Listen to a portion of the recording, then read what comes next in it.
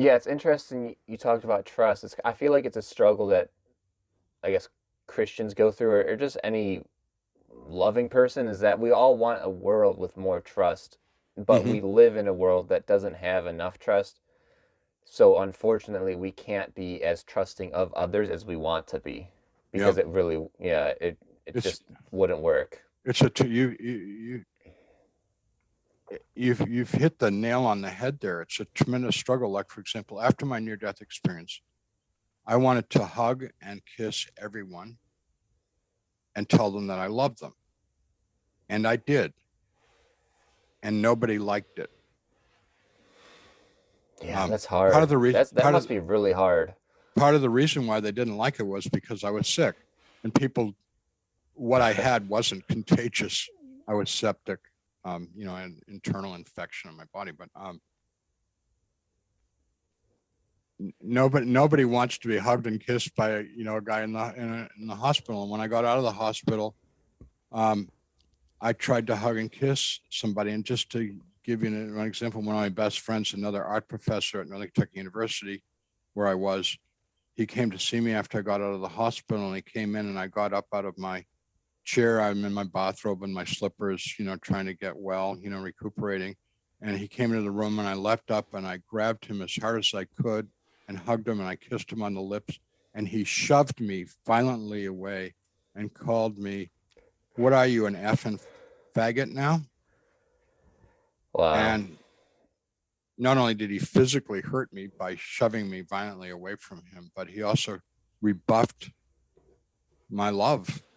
And so I don't go around hugging and kissing people and telling them I love them. And I'm very careful, very very careful about who I do that with, and basically only do it if it's discreet and I'm invited to do it, and I don't initiate it. It really hurts me because my inclination, and I mean this quite seriously, is to tell everybody that I love them and to show my affection. And I just want to add in my own defense, it's not sexual, come on, which is what it's so often interpreted as. I'm not trying to make any kind of sexual advance at all. That's not what I'm after. I just want to tell people that I love them, and I believe that that's in a better world we'll be able to do that without see, when you talk about the lack of trust, it's like you you've identified the big problem that we, you know, Jesus said, love one another. Matter of fact, he said it even more powerfully. He said, put the interests of others ahead of your own. Love people more than you love yourself. Now, people say, how can that possibly be? How can we love someone else more than we love ourselves? But the answer to that is really quite simple. Love comes from God.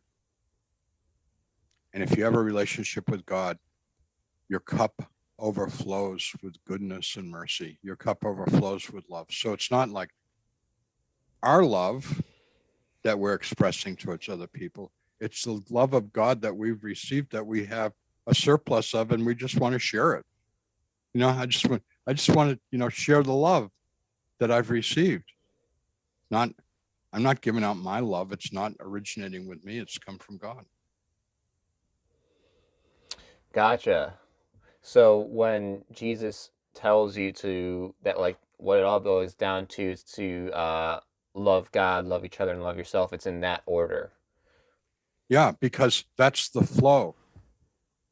The flow is from God to us to one another. The flow isn't from one another to us to God. It's the other way around. When you think of we're talking about a triangle here with God at the apex, and us at one end and the other at the other.